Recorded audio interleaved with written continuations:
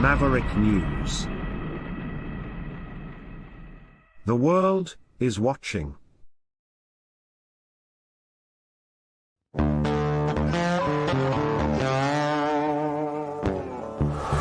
In a universe full of ideas, we draw lightness from the dark to a place where opposites attract. Right meets left, positive touches negative, sparking an explosion of truth. Because politics makes strange bedfellows.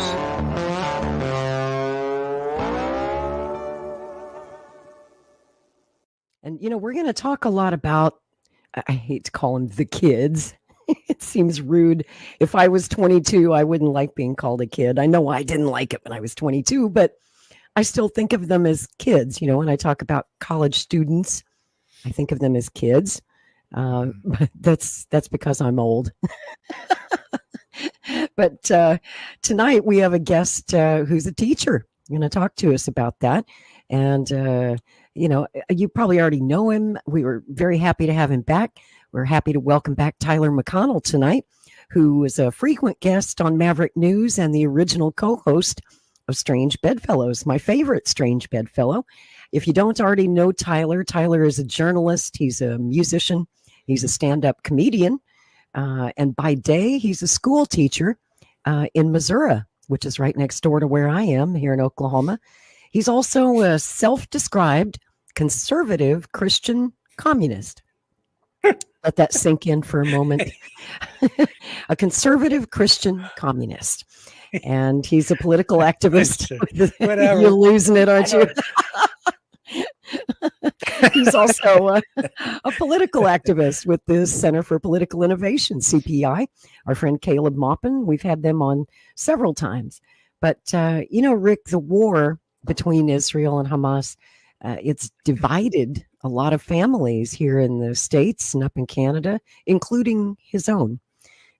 Tyler was raised by parents who strongly support Zionism. They support Israel in this conflict, but over the years, his views have changed, and he now supports Palestine. And he's going to tell us why tonight. I also want to talk tonight about the generation gap. Remember back during the Vietnam War, they used to talk a lot about the generation gap, right? How the parents just didn't understand why the kids were out in the streets, protesting in support of the enemy, North Vietnam. Right. Some of them were. And we see that same thing today happening in this war, quite unlike any war I've seen since Vietnam. There is a definite generation gap between the baby boomers and the Gen Xers who, in every poll, when you look at the demographic breakdown, they overwhelmingly support Israel. No questions asked. And then you've got their millennial kids and their Gen Z grandkids who tend to support Palestine. And the age breakdown is so interesting when you look at a poll and you see that, up to 35% in some polls of the young generation under, say, the age of 30, they tend to strongly support Palestine, but their parents and grandparents, 65 to 89%, depending on the poll, support Israel. So tonight, I'd like to seek to understand through Tyler's experience as an educator himself and a leftist, the ongoing confrontations and the protests that we're seeing on campuses, and the alleged radicalization of students by their teachers, and also through extremist groups such as the Hamas-affiliated National Students for Justice in Palestine, whose activities on campuses in the state of Florida were recently banned at all state universities by Republican presidential candidate and Florida Governor Ron DeSantis. College campuses, they've always been bastions of protest and free speech and controversial speech where the young, push the older generations in the direction of the next big social or political reform. But I don't know, Rick, the war in Gaza has changed all of that, I think, to a degree that, for example, I'm a Gen Xer and I was in college when the first Gulf War broke out, and I was very anti-war. We were all out, the student groups were protesting against the war because we didn't want to see the bloodshed. But I don't recall any student groups, at least not on my campus, who were supporting Saddam Hussein. That just didn't happen. So I find this to be very different because now we see some student groups that just openly support Hamas. It's one thing to support the Palestinian people, the innocents who are caught in the crossfire, but some of these groups just openly back Hamas, and in some cases are backed financially by Hamas, and Hamas is feeding them teaching materials and training materials and propaganda. So I want to get into that tonight with Tyler, and I think he's getting his stuff set up. I think he's ready. Shall we bring him in? You ready, Tyler? I'm ready. Add Tyler to the stage. Welcome back, How's my it friend. going? Hey, good to Can see you you. guys hear me okay? Loud and Sure clear. can. Sounding okay, looking okay. I mean, Looking all things good. considered. What's for dinner? I see you're in your kitchen. I'm in the kitchen. Yeah, we tried to go. It's like the scales as a parent with the 3-year-old and the 6-year-old. We can go down in the basement where we get like 2 bars on the internet and hope for the best, or we can be upstairs and have adorable little interruptions here and there. So, oh, that's cute. yeah, I think that's what we'll perfect go for. because we're talking about the future generations tonight, and we're talking about There kids. you go. You can bring your kids on the show. I like the background. Oh, well, thank you, Rick. Hey, I got something for you, Rick. In case I piss you off too much, I'm gonna put this. Oh, you brought the hat. Yay. I was hoping you'd bring that Canada hat. You can't get too mad at me with this on. No, I can't now. No, Love we're it. brothers. America's hat. That's awesome. That's just a prelude to the invasion. I know it. Yeah. Yeah. That's right. Coming to war. enslave Canada. Do you still remember the war? Country appropriation is what that is, man. The War of 1812, Rick. I haven't forgotten. Yeah, well, you just remember, man, we burned your White House once. We can do it again. I don't know. Well, I probably shouldn't say that because I'm already on numerous lists, but I did have a joke there. I'm not going to say it. But yeah, I know. I better hold my thoughts on that one, too. I don't know how much. What I'm really thinking. Yeah. Anyway, I don't know how much. Yeah, we all. I know. Oh yes, I know. You like my kitschy eat sign back there? I swear my mom put that up. Me and my wife deny that we put that up there, but I guess you eat in the kitchen, so. Well, it's Saturday night. We're just relaxing, taking it easy. It's like having a conversation around the kitchen table with you. Amen. Yeah. Yes, it is. Which I would love to do in person, face to face, one of these days, since we're neighbors right next door, one state away from one another. Tyler, it's so good to have you back. You've been one of my favorite people. We started Strange Bedfellows together. You were with me for episodes 1 through 4 as co-host. And I love having you back any chance I can. I know you're so busy between teaching school and being a dad, and also you work as a pharmacy technician on the weekends, right? I do. Yeah. Certified pharmacy technician, whatever that means. Oh, congratulations. That's great, man. That's great. Thank you. So I wanted to bring you on tonight with it seems like Veterans Day, Remembrance Day is a good time to have this conversation. And because we are right now looking at a generation of college students who are protesting and asking for a ceasefire. Tomorrow or soon, they could be drafted. Yeah. I had a sobering moment. One of my very favorite students from my first year of teaching.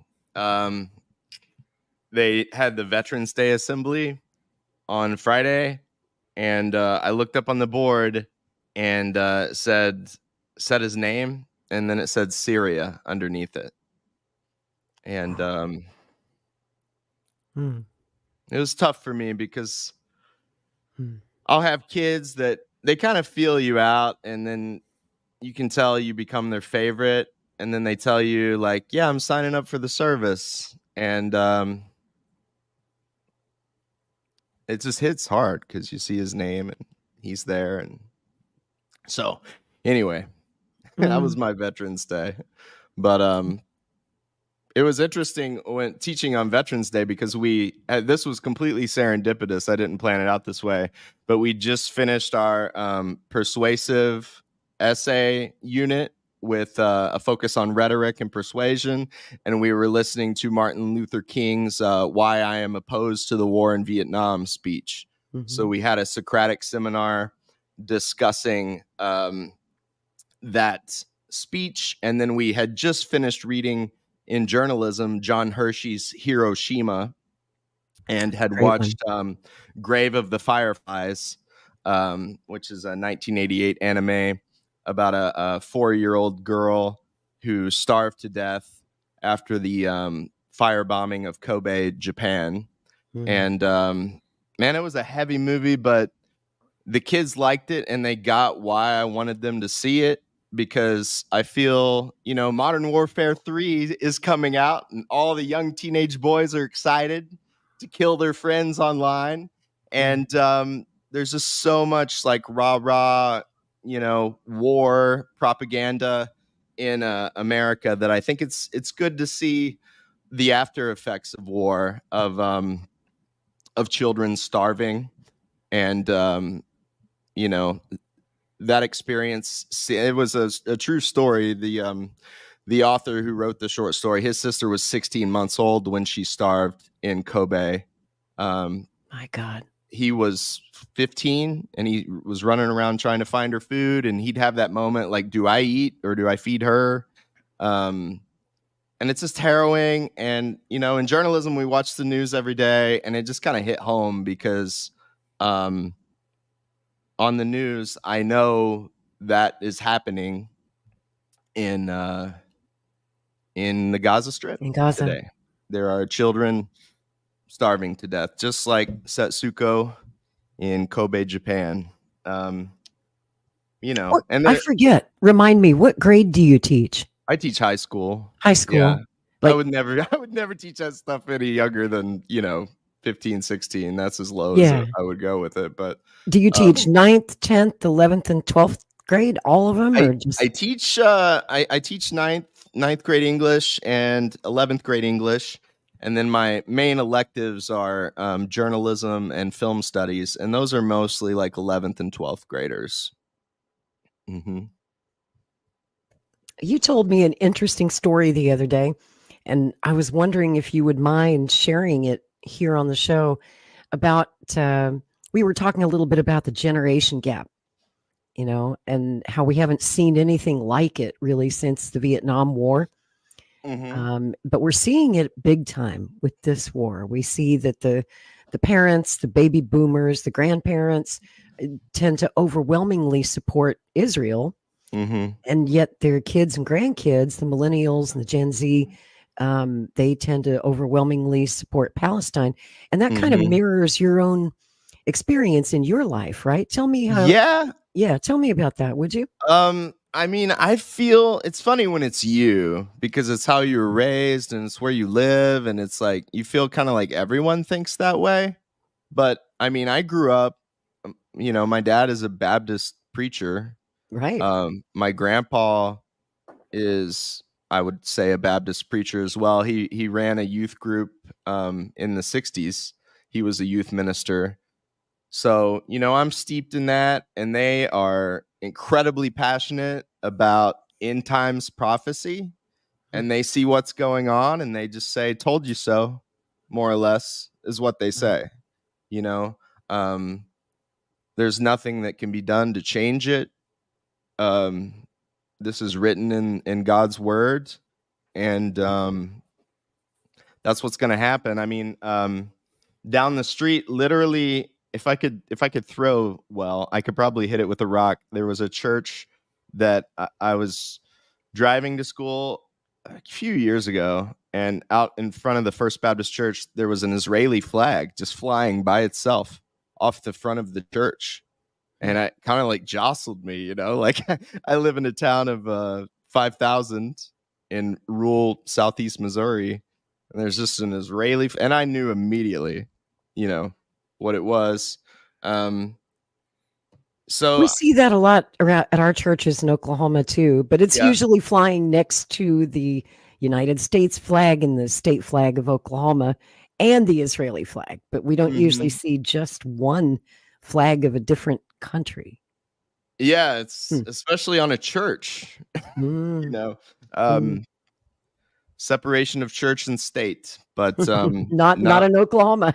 not with that one. Right. But it's Yeah. difficult because, you know, I don't know.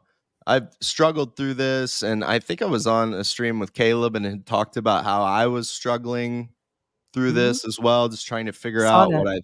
what I think about it. And I'm still have my finger on the pulse, I believe, and I'm pretty sure the um the modern day evangelical Christian support for Israel can do no wrong is a psychological operation that has been at work for more than at least Oh, 75 years, maybe yeah. 100, by British intelligence and the CIA. And I don't have the facts well enough to lay them out, but I have a very strong intuition that that's what's going on. And someone had tweeted back to me. We'll just get this out of the way up front. But someone had tweeted back to me. You should check out True News, TRUNEWS. It's a YouTube channel. They're evangelicals and they are anti-Zionist. And so I checked that out, and I was very interested in that. Like, he had an old map of the Bible. He had a Bible that was like 100 years old, and you know, when you're a kid, you love the maps the best. You open to the maps, and that gets you through the 2.5 hour church service. But he showed the map, and there is no Israel. It was just Palestine in the map, right? Um, so various other points like that he made. Well, I'll just say this: before I got on here, um, I got a phone call from someone very close to me, incredibly close to me, and had watched that channel and just had became livid that that man is a false prophet, right? Mm. Uh, I tried to gently push back. I know you're watching.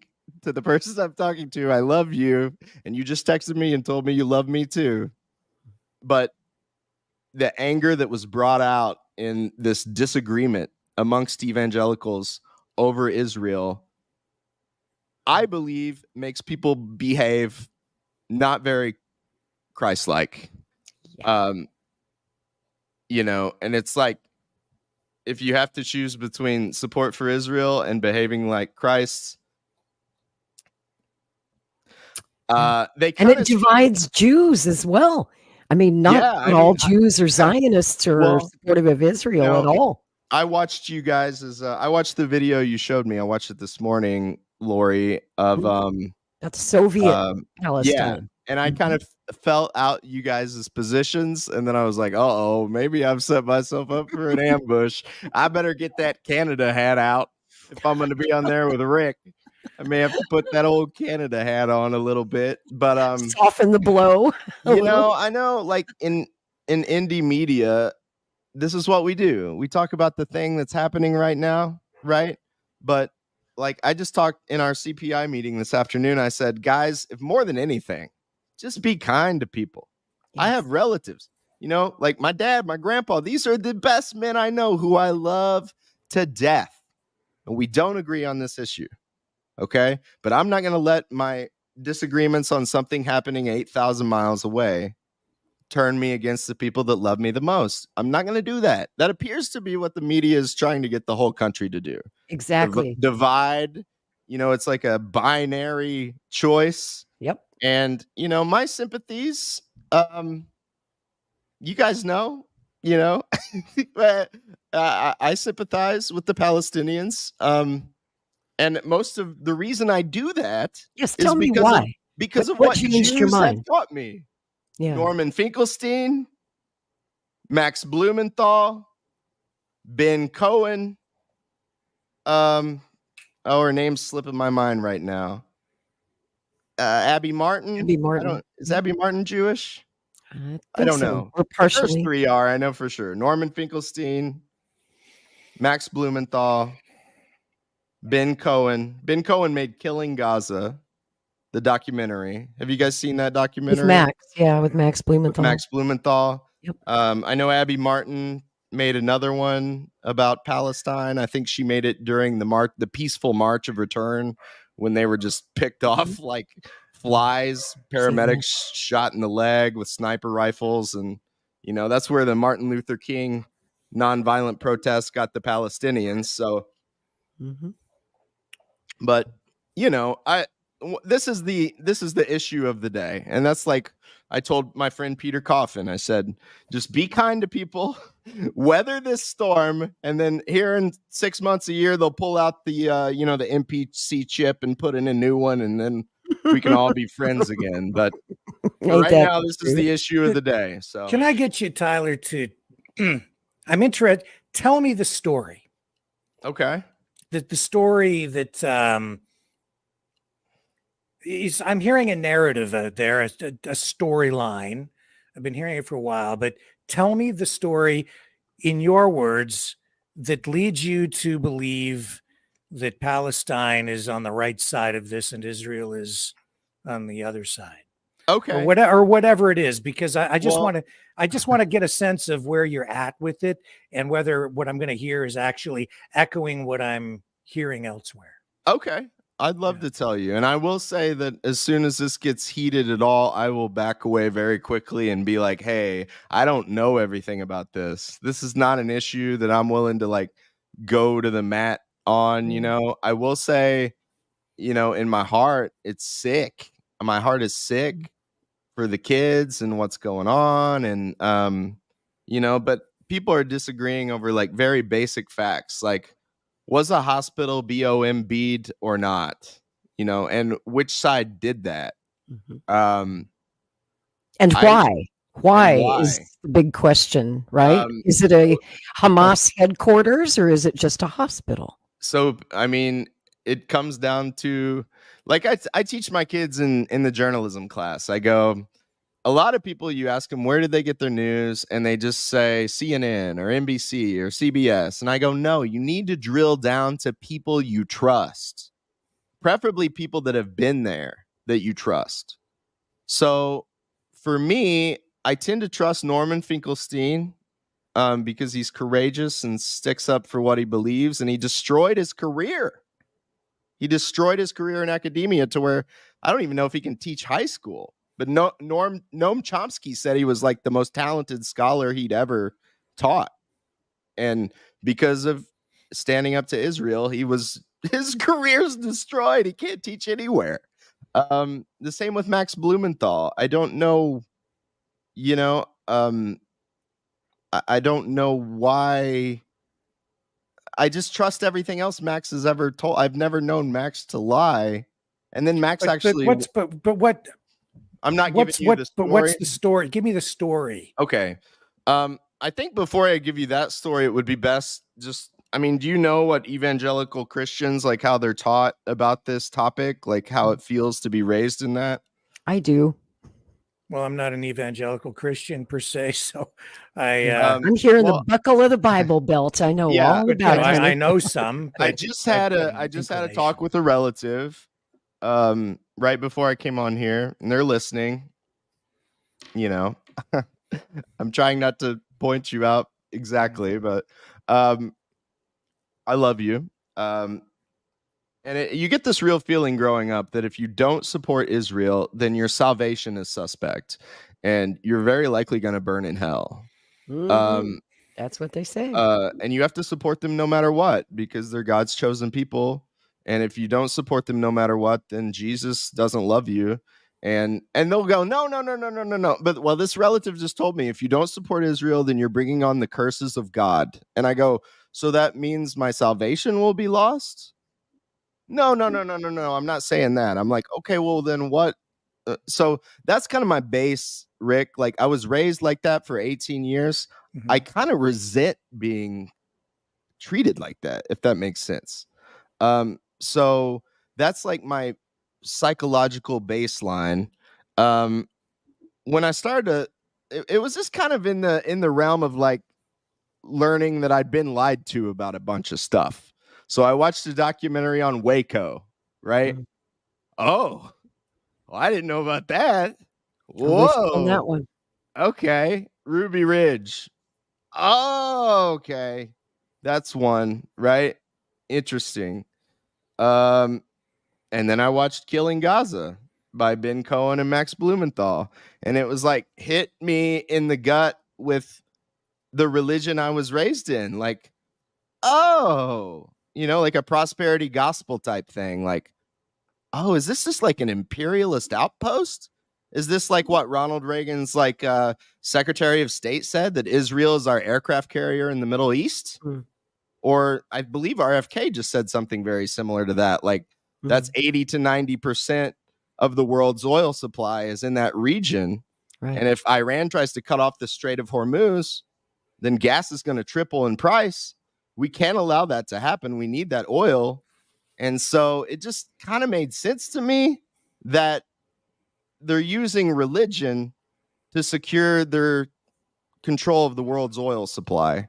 And in a nutshell, to me, that's what it's about. It's an imperialist move, being very sneakily, shadily CIA think tank. They've really thought this through. They've tried to find what group can we have rock solid support by appealing to their most internal, base, sincere desires for their desire for salvation. We can play on that. We can have rock solid support. And if we play it up from the pulpit long enough, they will never turn their backs on us, no matter what we do.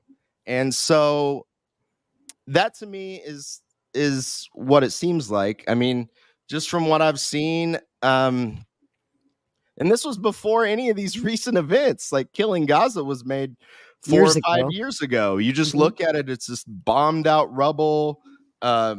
Kids starving. And then Max Blumenthal has very like explosive interviews that he did in like Israeli bars. They've been completely deleted off YouTube. But if you go and like interview like teenage Israelis about what they think of Palestinians, I mean, right. I've seen those interviews.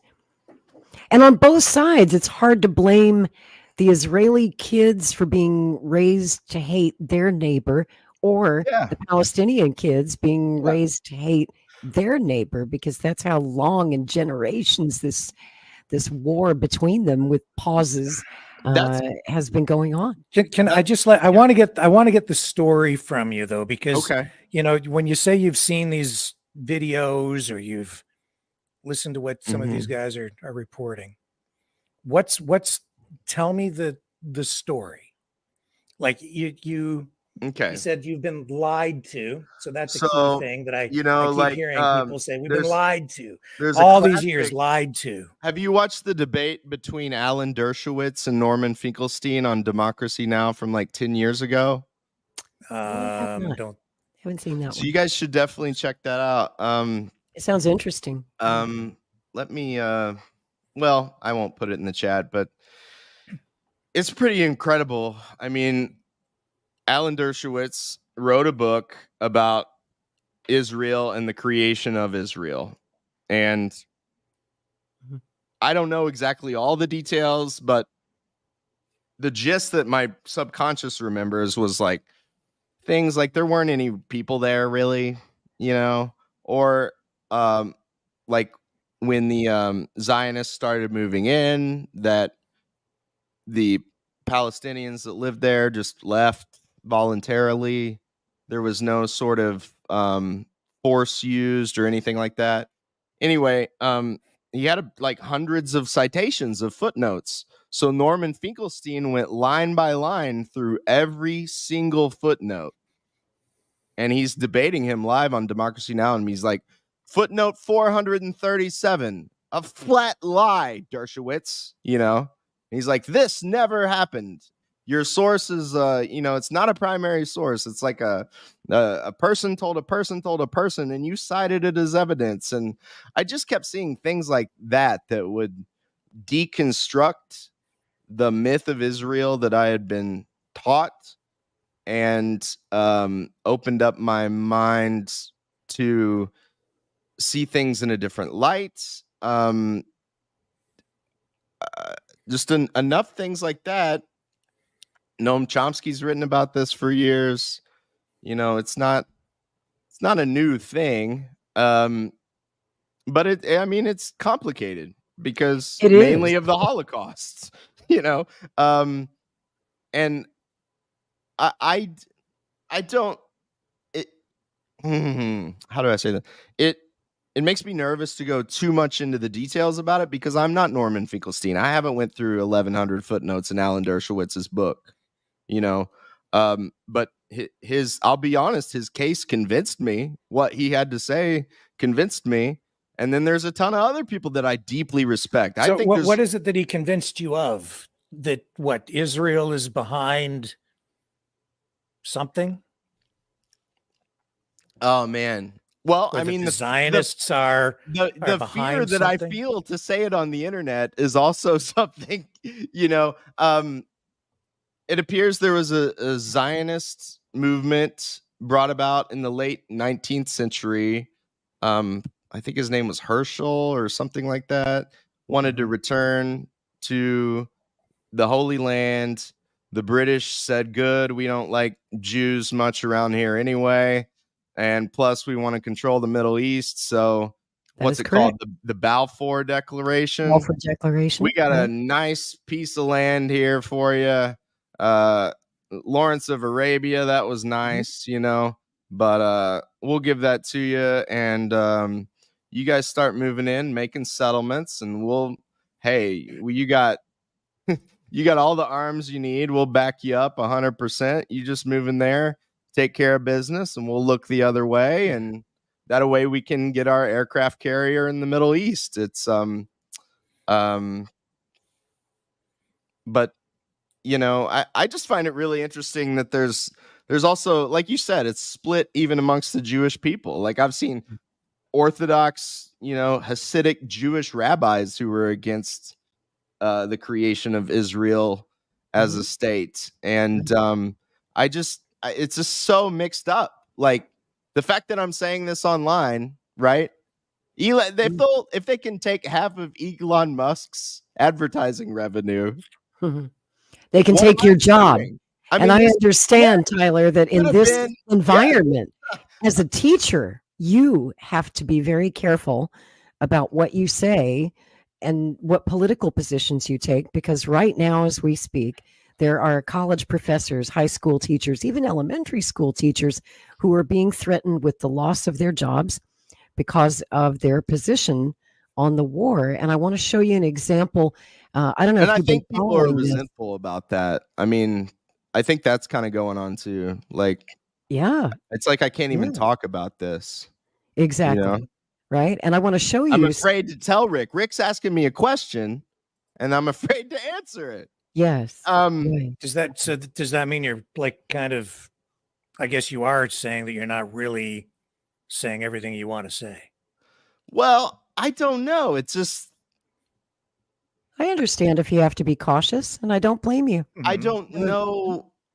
It's like, I think I did say what I wanted to say. I mean, I feel like Israel they've manipulated a lot of people's religious beliefs. I think intelligence agencies have done this to make sure they have a rock solid ally right in the middle of all that oil. I think that's really what's going on. And I think they're willing to use the atrocities that were committed 75 years ago as anybody who says anything remotely like what I'm saying, they're like, well, that guy's a Nazi, and now we don't have to listen to him anymore, which couldn't be further from the truth. You're saying that the Jews hide behind the Holocaust and use that as a tool. That is what the critics often say. Is that fair? That's one of those questions that, you're afraid to answer. And why would I be? I would never be afraid to answer that if you asked me like the Palestinians hide behind the Nakba, so you're afraid to say that, right? Like But I do think it's good for me to be on here and to hesitate to talk about this, because this is Exactly. honest. It's how people feel. Like, to a certain extent, yeah, I think that's going on. I'm not saying it wasn't an atrocity. I mean, I've read Mouse in my classroom. We read Night every year. We read all these books, but it's like Norman Finkelstein said, both my parents were in Auschwitz. I'm still out here saying what Israel's doing to the Palestinians is awful. So, but he can say that. I can't. I'm just a white guy in the middle of the country. But saying that cost him everything. It cost him everything. And that's why I respect him. Because when I see somebody who gave everything for a viewpoint against their own in-group, I mean, I do respect that that's about Martin Luther King getting shot on the balcony for me. I mean, that's it's one of the most Christ-like things I can think of, where you completely sacrifice your own personal comfort to tell the truth about something wrong that you feel your own people are doing. Let me ask you something, Tyler. As a teacher, school teacher yourself, I don't know if you've been following all the various controversies on not just college campuses, but elementary schools, middle schools, and high schools. This is what happened in Oakland, California on Friday. Take a look. Demanding an apology after they say the Oakland Teachers Union took a controversial stance on the Israel-Hamas war. Jewish parents feel actions taken by the union encourage anti-Semitism. ABC 7 News reporter Tara Campbell heard from some of those families. Dozens of Jewish families, teachers, and allies rallied outside Montclair Elementary Friday, speaking out against a resolution passed by the Oakland Education Association earlier this week. We are all united to urge the OEA to rescind this inflammatory and dangerous resolution. There are still some amendments to the resolution yet to be finalized, but the OEA tells us the resolution endorses Palestinian liberation, encourages teachers to participate in pro-Palestinian demonstrations, and calls for a ceasefire. I have a hard time understanding why a teachers union or a school board thinks they should be creating resolutions around one of the most complex international conflicts, when even global leaders currently cannot agree on a resolution. Members of the American Jewish Committee, the ADL, and Jewish Community Relations Council were among those who spoke, calling on the OEA to reverse the resolution and apologize. It is blatantly anti-Semitic. It is wrong. The OEA responded by pointing us to an earlier statement posted on social media. It reads in part, "Our union unequivocally condemns anti-Semitism and Islamophobia. We call for the release of hostages held by Hamas. We mourn the loss of life, and we add our voices to a growing collective calling for a ceasefire." I think it's really powerful when unions take a stand for teachers, for workers' rights, and issues affecting students and teachers in school everywhere. Yahia Kaji is a high school teacher at OUSD and says he supports the resolution. When we talk about taking a stand in support of Palestine and a ceasefire, we're talking about Palestinian students. We're talking about Palestinian schools that have been destroyed by the Israeli military. Meanwhile, back at the rally, parents take to the podium with a plea. We are afraid to send our kids to school. We are afraid to wear a Jewish star. We are removing mezuzahs from our doors. Tara Campbell, ABC 7 News.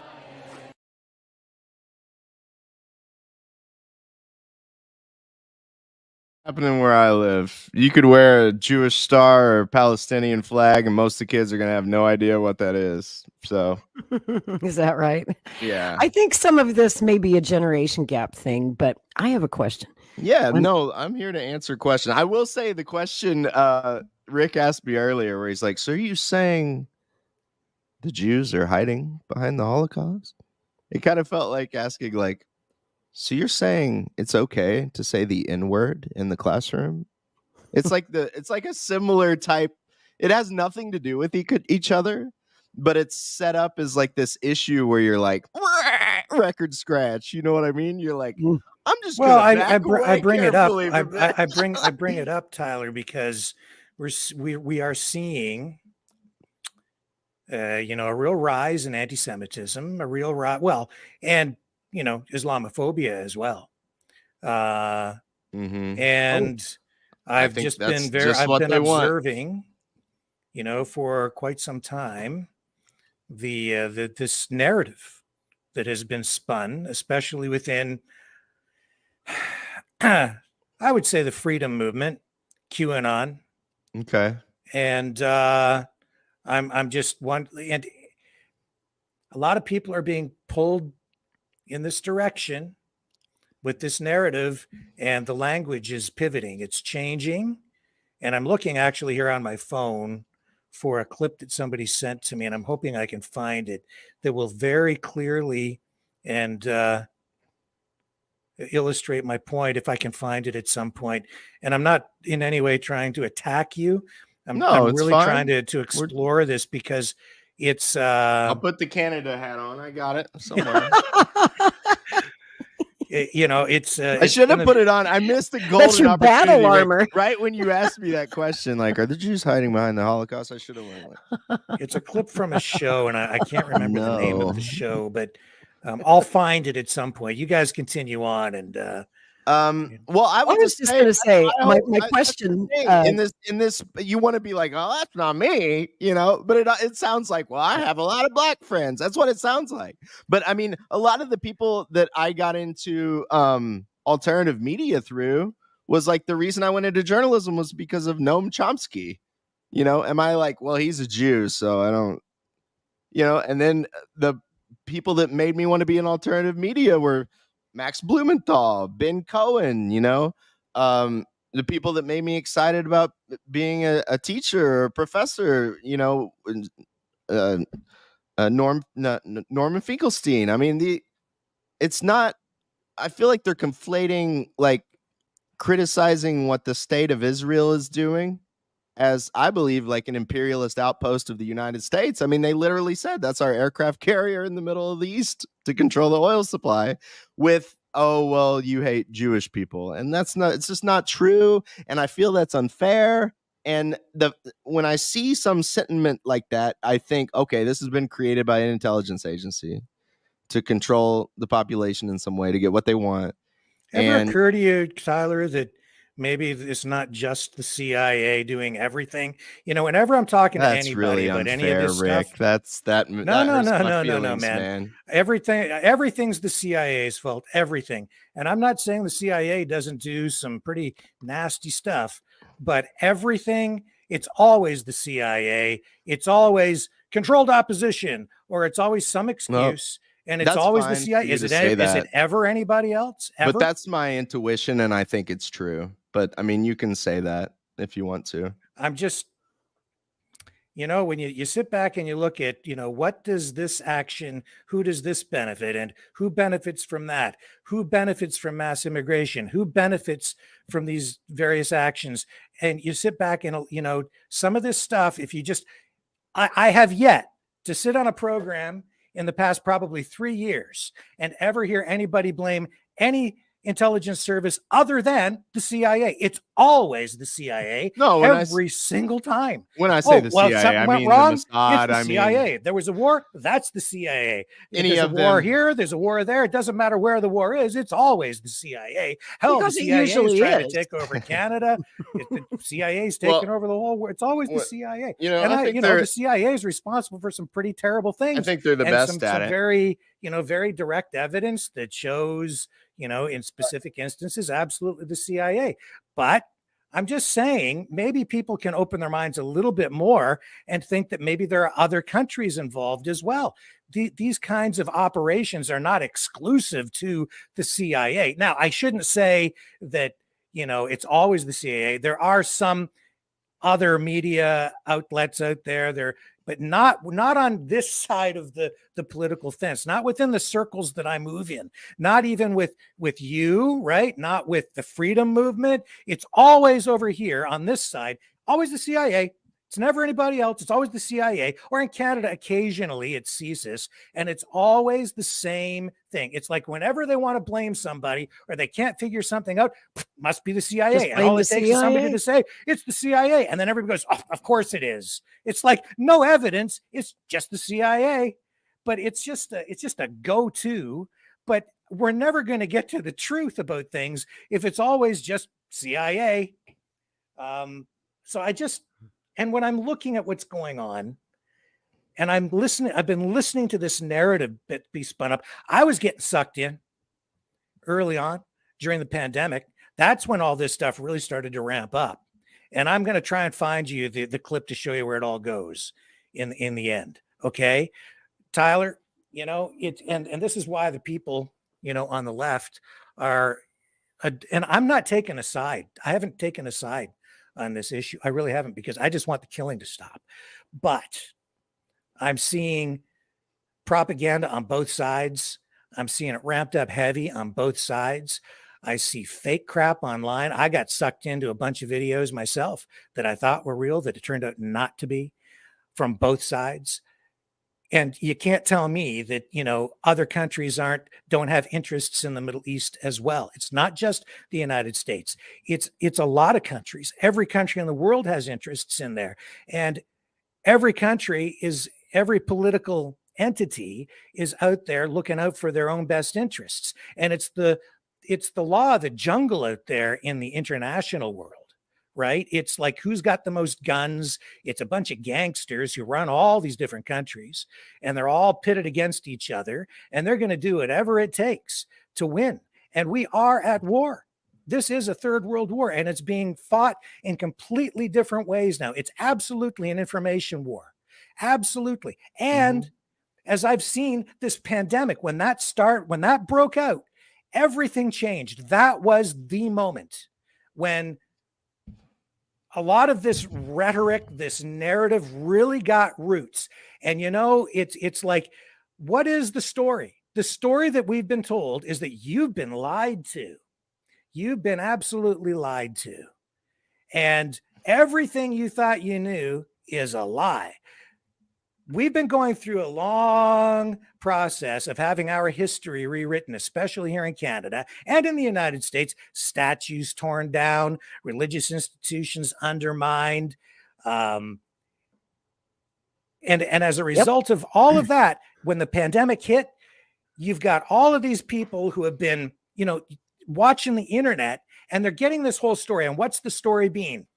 The elites are controlling everything. You've got this new world order coming in, and what are these elites doing? They're controlling banking. They control all the money. They control all the wars. They don't care about you. They're trying to kill you with chemtrails and pharmaceuticals. And who controls the pharmaceutical industry? The elites. It's all the elites. And that's what we've been fed a steady diet of for over 3 years now. But then the narrative began to change. They started to identify who the elites are. These elites. And the elites are the Jews. That's who it is. It's the Jews. Darjuden. Well, my friend Caleb Oppen calls blaming the Jews as, what did he call it? It's like Marxism for dummies is what he calls it. Like, where you go, oh, you're talking about Wall Street. I know who you're really talking about. So you can't really do a class analysis of, like, there are people in this world who want the oil supply, and don't say the CIA, say the intelligence agencies. To me, this, as a Marxist, this is a class war. CIA stands for capitalism's invisible army. If you don't want it to be in Langley, it can be in Mossad, it can be French intelligence, it can be British intelligence, it can be. But I think they want that oil, and they are willing to play on people's religious beliefs and manipulate the media to make sure that they get it. And speaking Otherwise, of Caleb, I don't know how my relatives could be okay with, like, children being blown up. It doesn't make sense from a Christian worldview. Speaking of our friend Caleb and the media, I don't know if you saw him, but Thursday night, he was out on the streets of New York City covering the huge pro-Palestine protests. And you've probably seen this clip. I don't know. I'll play it for you. But we get a glimpse of Caleb out there in the middle of this melee, covering it all for RT.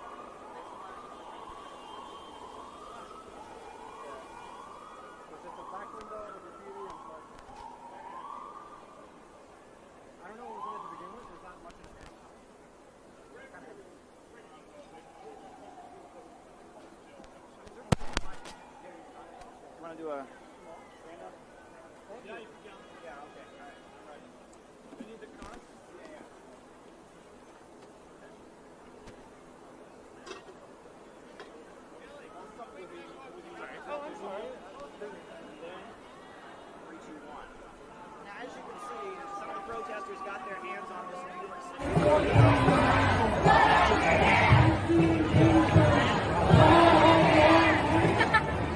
Oh, sorry.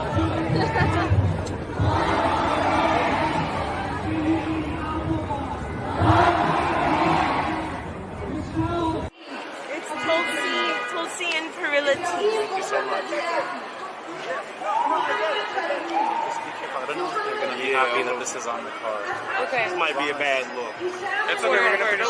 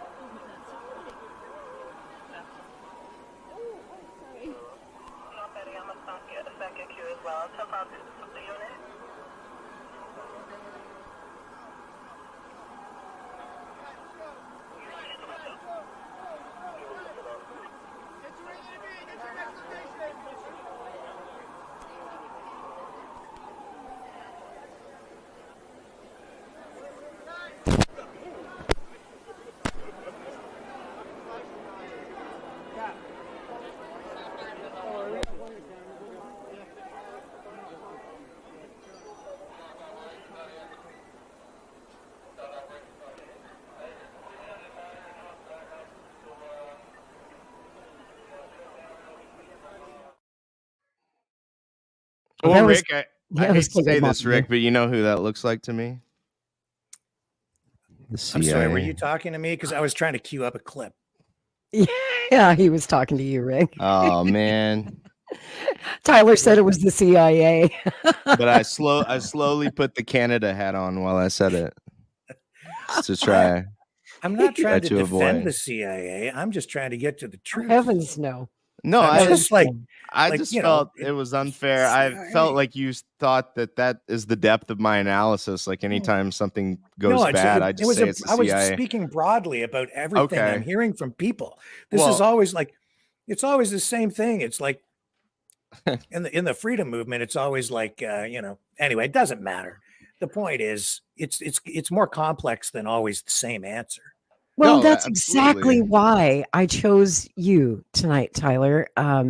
Caleb and I have talked about it. In fact, one of the things I love about you and Caleb and the people at CPI is you're my favorite commies, I always like to say, because you're actually reasonable, intelligent people who don't engage in this kind of crazed binary thinking that, you must hate the Jews if you support No. Palestine. Marx was a Jew. Exactly. It's a very Doesn't make complex any thing. sense. And you have to be fluent in your history. Caleb is a great historian himself. He's a history teacher. He's also very fair because he understands the role that anti-Semitism played in, post World War I Russia, during the Russian Civil War, the pogroms, and everything that led to the Holocaust. And I need to point out that video we just looked at was from Thursday night, which just happened to be the 85th anniversary of Kristallnacht, which, of course, was the Nazi pogrom that went on for 2 days. And it was the beginning of the Holocaust. Now, I took offense at that video when I saw, I don't mind them protesting. I don't mind them getting out in the streets and waving their flags and doing their chants. But on that particular day, did they have to go smashing windows? Because that tripped a wire inside of me. As a historian, I see that as an obvious, either total lack of sensitivity to the Jewish people and how Jewish people would interpret the busting of windows. And we did see a lot of busting of windows all across parts of Europe on the anniversary of Kristallnacht. And yes, we saw it right there with the busted out window of that cop car and some shop windows in New York City. And then they come back and claim they're not anti-Semitic. Okay, well, are you just dumb? Do you not know what Kristallnacht was? Or do you just lack sensitivity? And that's why I love you and Caleb, because you don't lack sensitivity. You're sensitive to both sides. and you're sensitive to the feelings of Jewish people when they see something like that. I would be amazed if there probably were like edgy Jewish kids in that protest. There were. I would, yeah. So I guarantee they weren't thinking about the historical relevance of Kristallnacht. I don't even think they know it, Tyler. They're just mad. They're mad. They want to destroy some stuff. Do you think that they're mad at mom and dad?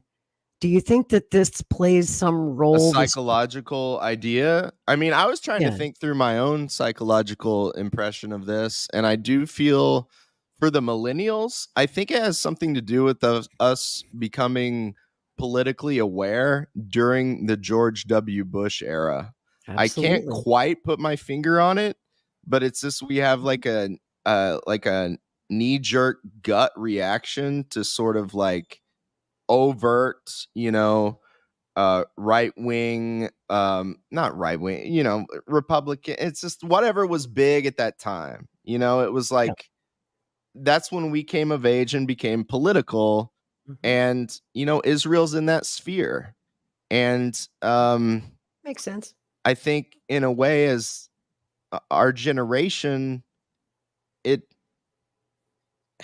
it's like we resent not being allowed to talk about that, or we're afraid to say what we think, like we've talked about, because horrible things can happen to you. Well, speaking of George Bush, I have a clip right here of George Bush that I brought just for tonight, because I think, as I was just saying, a lot of these kids aren't being taught their history. A lot of these kids, if you stopped a kid at that protest last night and said, "Hey, what was Kristallnacht?" they'd look at you like you had two heads. And the question is, Tyler, is our children learning? Rarely is the question asked, how is our children learning? As yesterday's positive report card shows, children do learn when standards are high and results are measured. Well, now that was in the year 2000 is when he said those infamous words, "Is our children learning?" So that was 23 years ago. And those kids are now in college, and they're going to the schools like Harvard, like Columbia, like your local university. And if you look, I'm going to play you a little footage from last night in New York City. These protests just get bigger and bigger and bigger. Last night, they shut down Grand Central Station.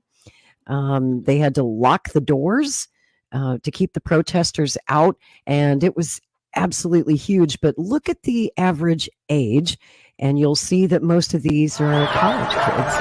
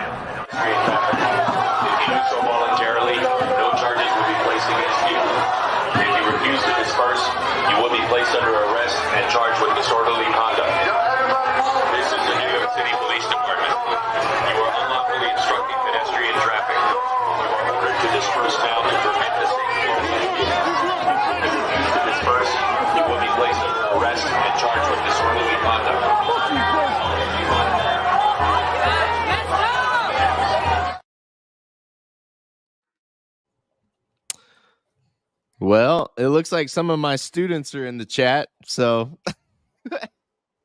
no pressure there. Hey, but your comment looked just like what you'd say in class, buddy. So I love you. If that's you, you're the man. Well, I found the clip, but I'm afraid to run it. Oh, yeah. Is it that bad? It's going to get us all in hot water. It could. You just want to tell me about it? I'll believe you. Well, here. It's up to you, man. Let me bring it up here. And it's long, so I'll give you just a little bit.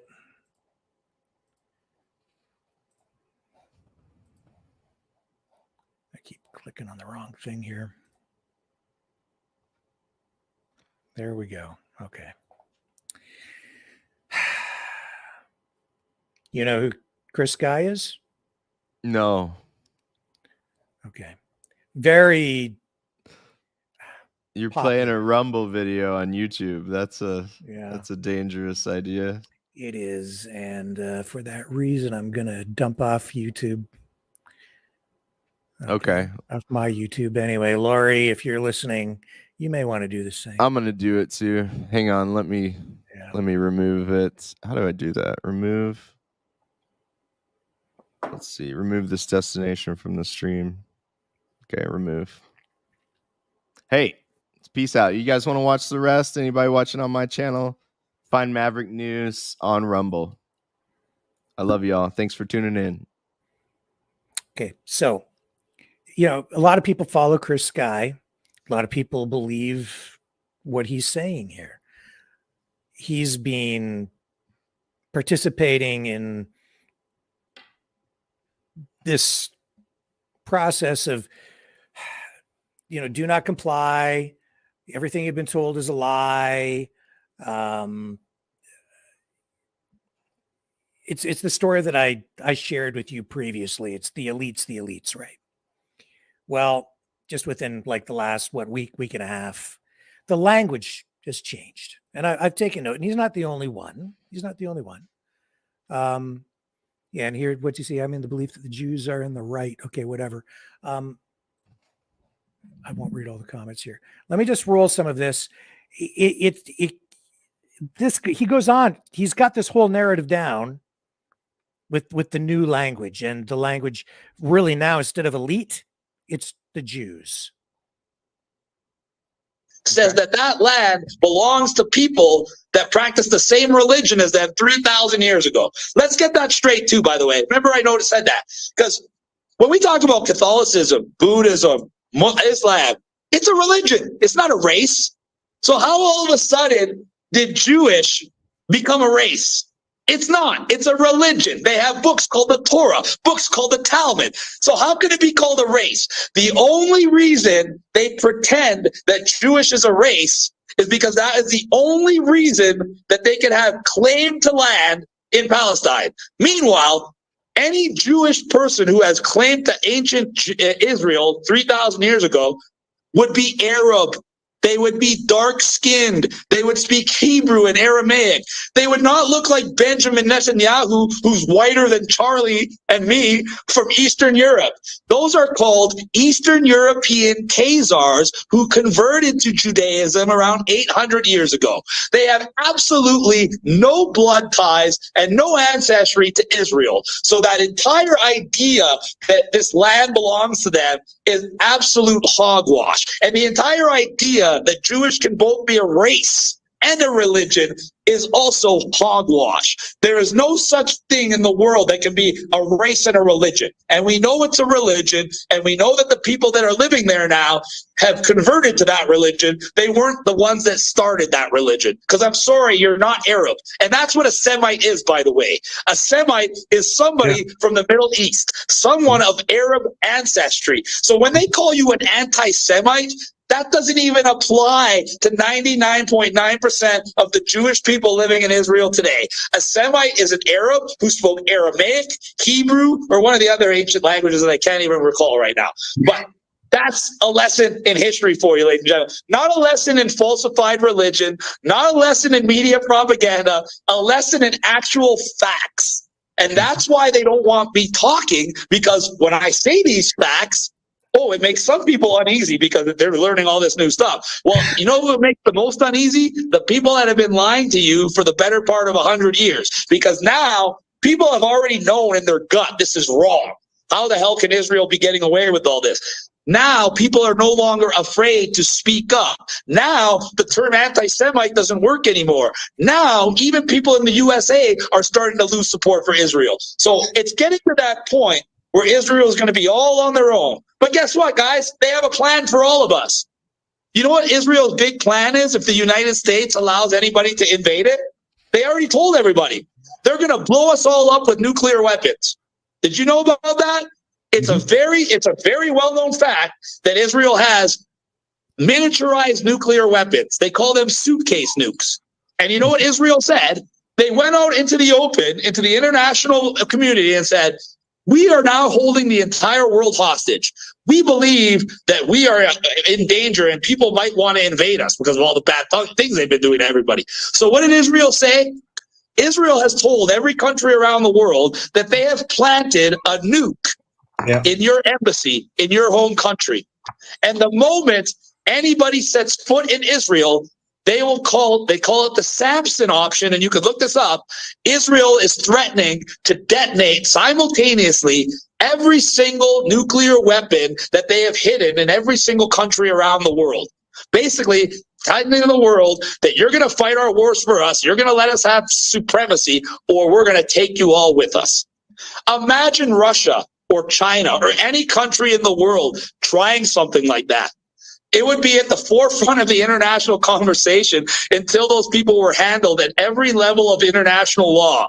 But when Israel does it, we don't even talk about it. And in fact, me even mentioning it, I'm going to get attacked. I'll be called an anti-Semite because, Israel planting nukes everywhere is just them self-defense, right? Just like everything else they've been doing. So, ladies and gentlemen, what do we have? We have, for the last 70 years, millions of people being killed in the name of genocide, all their land being taken in the name of genocide. Well, they're being telling everybody that they're the victims perpetrating the genocide. It's not very hard to see what the problem is. And now it's even easier to know what the solution is. Everybody keeps pretending like it's so hard. So many international people, Minister of Spain said this, all these people around the world in government positions saying the exact same thing that I'm about to tell you now. I'm a smart guy. I might even be considered a genius, but it doesn't take a genius to figure out what the solution would be here. It's pretty simple, guys. Number one is a ceasefire. And wouldn't you know it? They ordered a ceasefire at the UN, but the United States used their veto power to now make it legal for Israel to go on and keep murdering people, even though the international community said, stop right now. The United States said, no, we're going to let them do it. So that's where we are right now in the international community. What do we need to stop this? A ceasefire. We need Israel to define its borders as it has refused to do over the last 70 plus years as it keeps expanding them. Once those borders are defined, then they can remove their illegal military blockade over the Palestinians. Palestinians can then be granted statehood so they can have all the international law protections of every other nation. At that point, Hamas could be dismantled because there won't be need for a military armed wing because there won't be any more invasion coming. So imagine that. Imagine there was a ceasefire. Imagine Israel was forced to actually declare its borders. And imagine Israel was forced not to block food, water, electricity, building materials, and everything else a sovereign nation needs to provide for itself and expand its economy and increase the standard of living of its people. Do you think Palestine, you think if Israel keeps saying they want a two-state solution, all we want is the Palestinians. You think if Israel brought what I just said to the table, the Palestinians would be like, no, we don't want it? Of course not. They'd be all over that in a heartbeat. But Israel, the last thing Israel wants is a two-state solution. So they will do everything in their power to keep this war going, including false flag attacks. I wouldn't be surprised if we get another terror attack soon to be blamed on nasty Arabs that's really done by Israeli Zionists. Chris, Man, does you ever stop going? That guy hurts my ears and my brain. That's the same Chris Sky who was on with Stu Peters, who's a known, Nazi anti-Semite, saying that we needed extreme accountability, like a gun to the head for our leaders. And what's crazy is those talking points that he was just giving are echoed by a lot of people on the right and the left. I see people on the left retweeting Stu Peters here lately. They're singing from the exact same hymnal as the outright neo-Nazis, which is really weird if you don't understand where it all comes from and how this intricate web is weaved. And you have to understand some history to get that. And a lot of our young people, Chris Sky, bless his heart, he just, I don't know, fell asleep in history class or something. But what a lot of people don't know, and they should know, I guess it's not being taught, which is why we're having this conversation tonight about education and what is our children learning, is that from the early 1930s all the way through the Second World War, the Palestinian Arabs, the Palestinian Liberation Movement in many Arab countries were allied with Nazi Germany, strong allies. There were Waffen-SS units, and lots of them, about 20,000 of them in Palestine and throughout Arabia. This is the part of history that these kids do not know, but You're what they're seeing being Nazi symbols being shown at Mhm. pro-Palestine rallies. You are seeing outright Nazi ideology displayed as part of this conflict. The narrative is that, and again, it's designed to deflect. So, I'm having a real hard time with the idea that October 7th happened. But of course, that fits very nicely into this narrative. Oh, they let it happen because what they really wanted was an excuse to go into Gaza to exterminate the people, push them all out, and take the land. No proof of that. It's just like was 9/11 or Pearl Harbor. The same thing is, what that narrative is. Well, it's like George Galloway said yesterday. He put out a very controversial tweet that is, to many people, tantamount to Holocaust denial. And here's the Stu Peters. Here's one of many clips from Stu Peters that I found alarming. I did a whole show about this guy. Yeah, that's weird. Chris So we talked as we exited the last segment that we were going to start talking about what accountability looks like. Okay, because I want to go on the record again and just say the people that have perpetuated these crimes against humanity, when they're found guilty in a court of law, should be executed. They should be hanged or shot in the brain. These people should face. They should definitely face the ultimate. This is about extreme accountability. Yeah. That's about the vaccines. But he also talks about Israel, Palestine. He comes right out, and I've got other clips here from various videos that he's done. He doesn't like the Jews, man. This guy does not like the Jews. Hey, and Rick. And then if you listen to the narrative that's being spun now, see, there's more than one kind of Jew, apparently. There are basically 4 different types. There's like the religious Jew. There's the Khazarian Jews or Ashkenazi. There's the Jews by marriage, right? And then there's a 4th kind. They've got them all sort of divided up. And then there's the Gentiles. So they're just as much to blame because the Gentiles are Zionists who are controlled by the Jews. Mm-hmm. And their people are like, they're your garden variety pedophile, which is at the core of the whole QAnon movement, right at the very center of it. You can look that stuff up. It's all about pedophilia. And so they go after the pedophiles, the kind of people that go to Epstein Island, and they blackmail those guys. And then they control them. And they're the Gentiles. And they're Zionists. So really what it comes down to now is it's not just like your average Jew. It's like any Zionist is fair game now. And it's, any Jew is basically a Zionist, or anybody else they point their finger at and they can say, "Oh, that guy's a Zionist. That guy's a Zionist," and it's fear, fear, fear, fear porn. It's really the age-old anti-Semitic tropes that we've heard for generations, over and over again. It's the exact same rhetoric that we heard in Nazi Germany. It's just that it was disguised with new kinds of language. There is it's anti-Semitism without the Jews. But now they're coming right out and they're not hiding it anymore. They're saying the word Jew, and they're dividing it into different categories of Jews so that it's a little more palatable to people. And everything, it's like, and it's the same old story. It's not just that it's not elite bankers, and it's not elite politicians. It's not elite.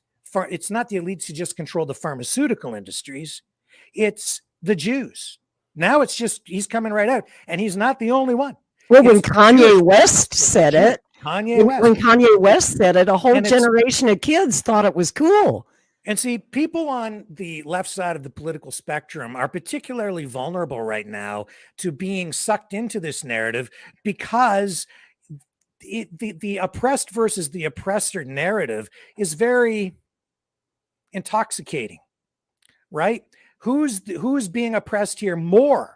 Is it the Jews? No, because that whole thing about the Holocaust, they're just using that. That was never as bad, they would say, as they made it out to be. And they just use that as a shield. And that attack on the 7th, that was their own damn fault, because look, they're lying to you, obviously, because they have such a great security system. There's no way they could ever possibly get past it. So obviously they let them come in and kill their own people, which is just horrific, because they're monsters, and actually probably even aliens if you're in the QAnon rabbit hole.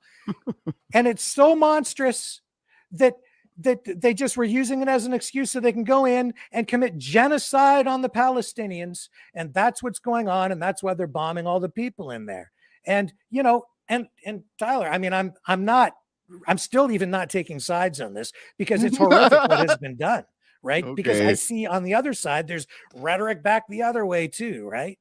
You know, there's rhetoric back the other way. What would you say? What would you say to Norman Finkelstein? May not be, you know, a lot of that. There's fabrication. I'm seeing it on both sides, but this anti-Semitic stuff I'm pointing out because I'm really concerned about it, because it's an echo of history. It seems like we're already maneuvering down that road. It seems very dangerous. We've got somebody in California who was killed on the street at a protest.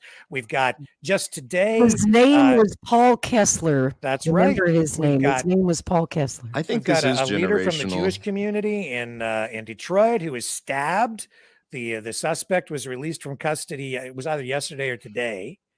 This is, you know, all of this is ramping up. And I see Islamophobia on the rise as well. Everybody's very divided. This is more divisive than any issue I've seen to date.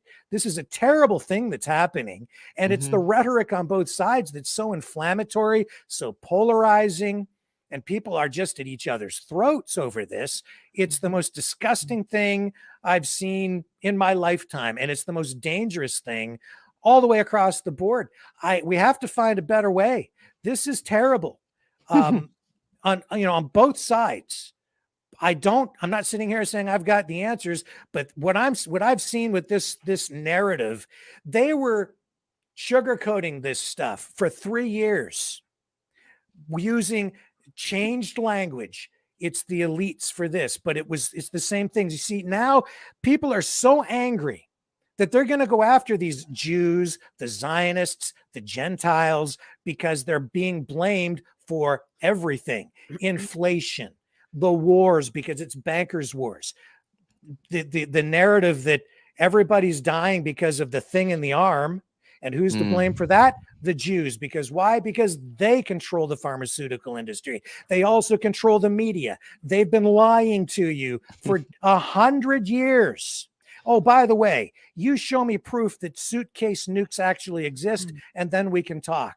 Okay. And there's a lot of other stuff in what Mr. Sky was presenting in that video, where he's also talking about pedophilia, children being murdered, their organs being harvested. I think he gets into the whole, the blood being consumed as well and all of that stuff. And then you look up adrenochrome and that'll take you right down the rabbit hole into the center of the whole QAnon conspiracy culture as well. Okay.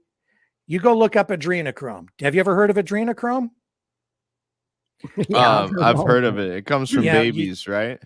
Apparently, yeah. Adrenochrome allegedly is a substance that is produced at the moment of at the highest moment of terror that a child experiences just before they're murdered, so that their blood can be consumed. And the adrenochrome is then harvested for the elites, to have injected into them, so that it's like the fountain of youth, essentially. That's what they say that Joe Biden is taking. So obviously it doesn't work. But and so it doesn't work. I don't mean to conflate this stuff, because I'm not. This stuff is all connected. It's all part of this whole thing. It's a consistent narrative across the board. You don't believe me? Go watch more Stu Peters. Go watch more of these guys. Look at the network of the people involved, and it all ties in together. Now, there's another layer of media that is determined to appear to be more credible, hence your Max Blumenthal's. Okay. But really they contribute to this same anti-Semitic trope, but it's not. But what this is, so he's a self-hating Jew. It's anti-Semitism without really the Jews. I have an article actually that it's actually a very in-depth study looking at this aspect of anti-Semitism. It's sort of, I would call it sort of a neoliberal woke version of anti-Semitism that is so dangerous, because it allows the people who perpetrate this new version of an age-old tale to really point the finger at anybody that they decide to point the finger at, to target for extreme accountability.